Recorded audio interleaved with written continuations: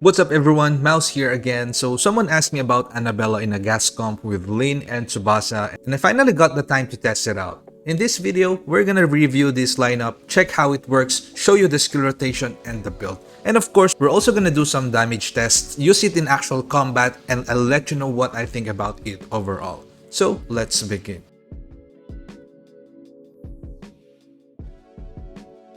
So in a gas composition, we want Annabella to have most, if not all, of the on-field DPS time. And usually in a Frost team, what we do is to use Tsubasa's dodge attack to get the damage increase buff. However, in this case, since we want Annabella to use all the dodge attack charge, we're gonna use 2 quick charge attacks instead to proc the damage bonus of Tsubasa at A6. By doing this, we can gain a 25% damage bonus increase for 15 seconds without consuming a dodge attack. We're also gonna use Lin to take advantage of the 15% attack from the balanced resonance when using a rainbow lineup. In a way, this will compensate for what we are going to lose without the flame resonance using 2 flame weapons. The good thing about this setup is that we're actually not gonna lose as much since gas comp usually doesn't benefit that much from the flame field of Lin anyway. So here, let's check how the rotation goes.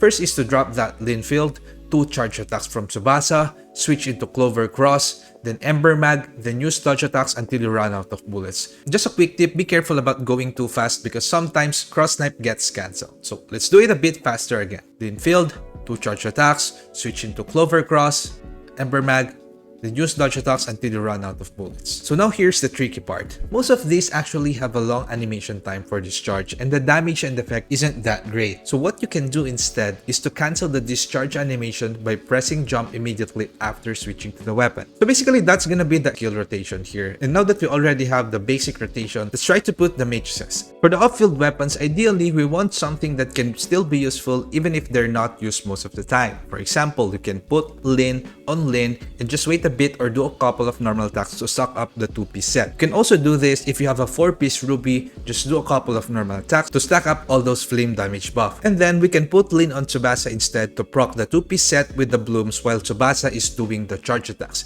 If you don't have Lin matrices, you can opt for a 4-piece Tsubasa and add the skill into your rotation. And for the most free-to-play option, you can use Barbarossa for the damage when you switch weapons. So basically, you just want anything that would still be beneficial as soon as you switch to the Clover Cross. And in the Clover Cross, you can use anything that is good on field like Crow, Shiro, Tsubasa, Lyra, Samir, whatever you have and for whatever game content you are going to play. And for the high-end builds, you can of course use 4-piece Cobalt B for the dodge refresh QOL. The main difference if you use these is that you're likely not gonna have a downtime waiting for a dodge attack in a full rotation. And for this example, just to make the damage test consistent, we'll be using Samir and Lyra on Clover Cross, 4-piece Ruby on Lin, and 2-piece Lin on Tsubasa as we don't want the 4-piece set to mess up the damage test. Our flame attack is 22k with a 75% crit rate, and we'll be using Annabella's awakening trait since we expect most of the on-field time to be on her weapon. Now that we're all set, let's do a 1-minute Cactus Test.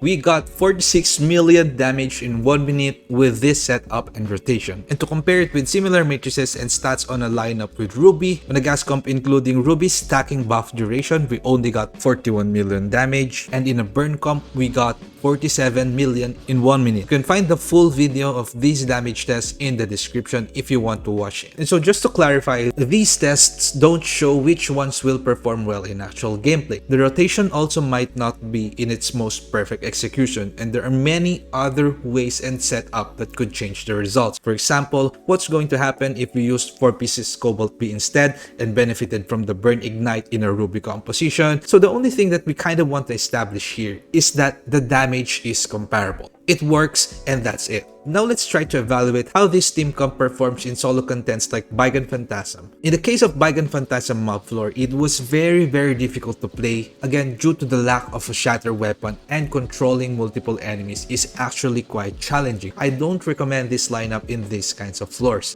However, in the boss room, it worked great since we only have one enemy to control and the frequency of shields is not that often. And of course, shatter did not turn out to be as problematic as the ones in the mobs room. And in a 1v1 raid versus Apophis, really well for the same reason as the previous one. And I really enjoy playing it this way. For the co-op contents, I won't be able to try it since this is only in the test server. However, the closest thing we can compare it on is the Cactus Test, where you can expect to do more free hits. The rotation might also be more challenging since Phantasm might ruin the rotation, so you gotta pay attention to the timing of your discharge cancellations to maximize your DPS. Overall, for my final verdict, Lin, Tsubasa, and Annabella in a gas comp is very viable if built and executed properly. It may be difficult to use it in solo contents because Tsubasa's slot doesn't really offer much aside from the damage buff, and lastly, it is very difficult to play and prone to making rotation errors. But at the same time, difficult means more satisfying if you can truly master it. And that will be all for this video. I hope you learned something useful here today, and if you like these types of contents on specific weapons and team compositions, feel free to subscribe because I will be uploading more of these over the coming weeks and every time there is a new simulacra available on the limited banner. Thanks for watching and see you soon.